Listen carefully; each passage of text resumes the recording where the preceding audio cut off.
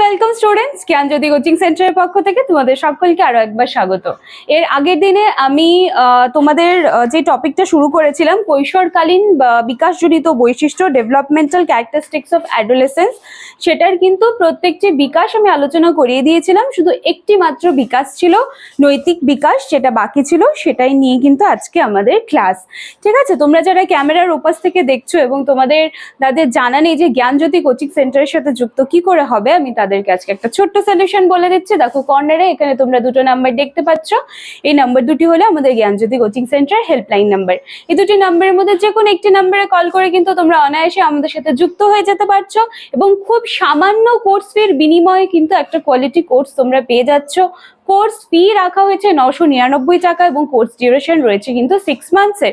আমি তোমাদের ইউনিভার্সিটির আন্ডারে যে সমস্ত সিলেবাস তোমাদেরকে প্রোভাইড করা হয়েছে তার প্রত্যেকটি টপিক কিন্তু যতটা সহজ ভাষায় সহজভাবে সম্ভব হয় আমি কিন্তু সেভাবেই তোমাদের সামনে নিয়ে আসার চেষ্টা করি। আজকে আমার যে আলোচনার বিষয়টি রয়েছে সেটি হলো 12 মার্কসের একটি কোশ্চেন নিয়ে আমি আলোচনা শুরু করেছিলাম। সেটার সর্বশেষ যে বিকাশটা রয়েছে, নৈতিক বিকাশ, সেটা নিয়েই কিন্তু আজকে আমার আলোচনার বিষয়। চলো তাহলে নৈতিক বিকাশটা কি সেটা নিয়ে আমি শুরু করছি। দেখো, নৈতিকতা বলতে বোঝায় যে কোনো একটা নির্দিষ্ট পরিস্থিতিতে একজন ব্যক্তি কি উচিত বা অনুচিত সেটাকে কিভাবে বিচার করবে, সেটা কিন্তু হচ্ছে তার নৈতিকতা।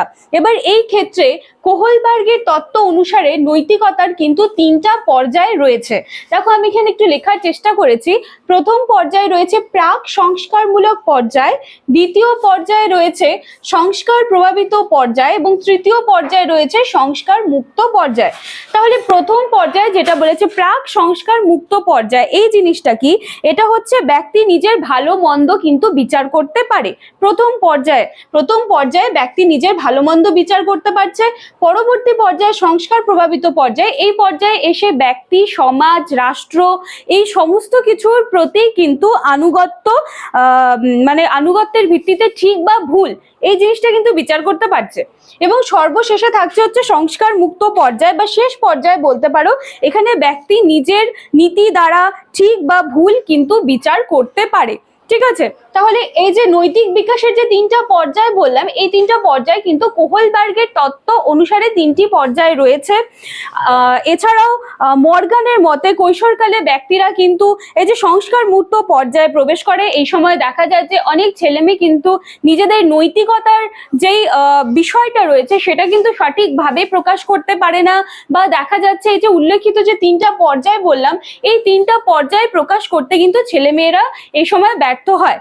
এছাড়াও এই যে সময়কালটা তাদের থাকছে, এই সময়কালটা কিন্তু তাদের বাল্যকাল এবং প্রাপ্ত বয়স্ক যে কালটা, সেটার কিন্তু একটা সন্ধিক্ষণ এবং এই সময়টাকে কিন্তু ভীষণ কি বলবো, একটা গুরুত্বপূর্ণ সময় হিসেবে বলা হয়। এই সময়টাকে ঝড়ঝঞ্ঝার কাল বলা হয়।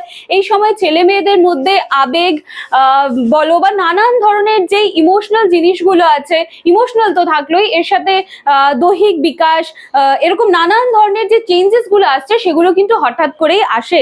এবং এই সময় যদি ছেলেমেয়েরা সঠিকভাবে গাইড তাদেরকে যদি সঠিকভাবে এই সময় গাইড না করা হয়, তারা কিন্তু এই সময় ভীষণভাবে নিজেদেরকে যে নিয়ন্ত্রণ করবে সেটা কিন্তু তারা নিয়ন্ত্রণ করতে পারে না। তো এই ছিল আজকে তোমাদের নৈতিক বিকাশ। এর আগের দিনের ক্লাসে কিন্তু আমি দৈহিক বিকাশ, মানসিক বিকাশ, সামাজিক প্রক্ষোভিক এই সমস্ত কিছু আলোচনা করিয়ে দিয়েছিলাম। পুরোটা একটা 12 নম্বরের প্রশ্ন ছিল এবং সবগুলো যে বিকাশ ছিল তার মধ্যে সব থেকে সর্বশেষ যে বিকাশটা ছিল নৈতিক বিকাশ, সেটা কিন্তু আজকে আমি আলোচনা করিয়ে দিলাম। এবং এর সাথে সাথে তোমাদের ওই 12 মার্কসের সেই প্রশ্নটা কিন্তু আজকে শেষ হচ্ছে। নেক্সট দিনের ক্লাসে আমি আবার কোনো একটা টপিক অথবা আবার কোনো একটা প্রশ্ন নিয়ে কিন্তু তোমাদের সামনে চলে আসবো। আজকের ভিডিওটা এইটুকুই থাকছে। আজকের ভিডিও পর্যন্ত যারা পৌঁছবে তারা কাইন্ডলি আমার এই যে টপিকটা আমি শুরু করেছিলাম সেটার আগের ভিডিওগুলো একটু দেখে এসো, তাহলে দেখবে বিকাশগুলো পরপর সাজানো আছে। ঠিক আছে, চলো আজকের ক্লাসটা এইটুকুই থাকছে। নেক্সট দিন দেখা হচ্ছে আবার নতুন একটা বিষয় নিয়ে। Thank you.